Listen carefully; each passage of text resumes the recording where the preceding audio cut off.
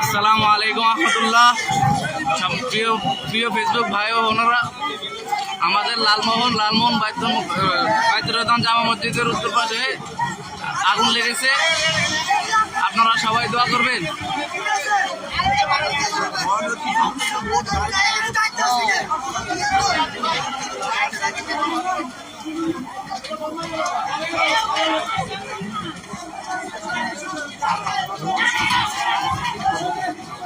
আপনারা যে যেখান থেকে দেখছেন লাইভটা একটু শেয়ার করে দেন।